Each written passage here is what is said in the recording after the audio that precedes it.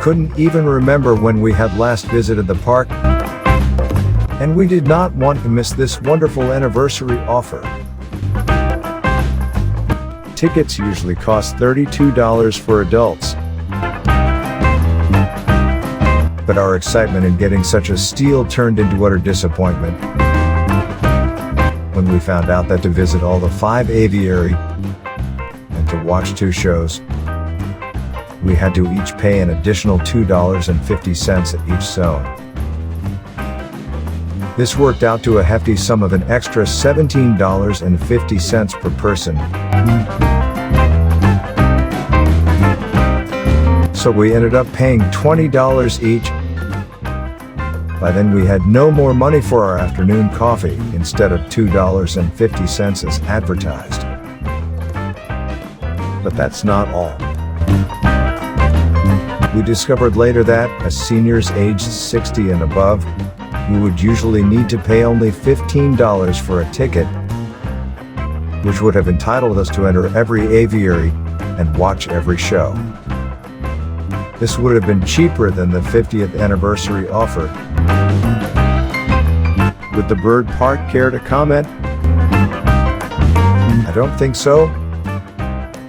Well, I do understand they had written their terms and condition big and bold somewhere on their website. It should have been written. It would have been published.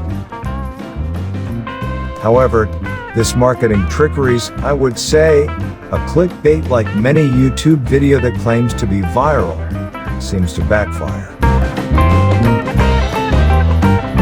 While we walked inside the park, I could see many visitors shunning off the ticketing booth. It was totally disappointing. A great put-off for what seems to be great national pride to celebrate the 50th anniversary that turned out, well, to be an utter disgrace.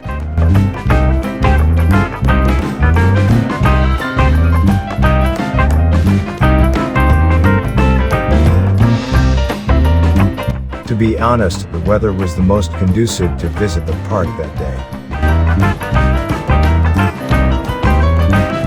Singapore had its fair share of thunderstorms for the past couple of weeks. We had purchased for the tickets days in advance. It was a little unsettled the day before we visited the bird park because it had been raining again. On the day of the visit, the skies cleared. There wasn't a big bright sun over our head, neither did it rain. We were so glad it did. It was a cool afternoon and we took a ride for half an hour to get into the park.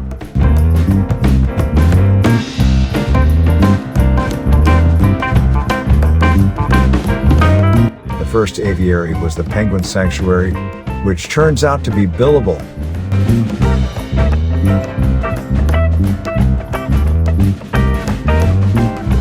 Subsequently, the trip made its way further within the park and through the numerous ticketing booths set up temporarily at each entrance, we knew what was coming next. Another ticket booth. And another. With this overrated attraction, with underrated enjoyment, bird watching might be a better option for everyone. If you have not subscribed to my channel, do check out my other Singapore visits and trips. In one of my nature's walk in Sungai Buloh wetlands in Kranji, you would probably be rewarded with more interesting bird watching than coming to this Jurong bird park for $2.50. If you would like to take a trip to the best Jurong bird park visit, that would be a year ago.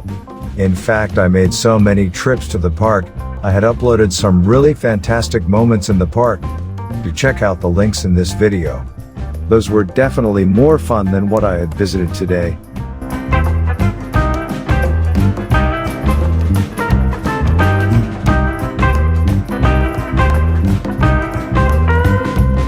To sign off with my review of the Jurong Bird Park, let me give them a piece of bird shit advice.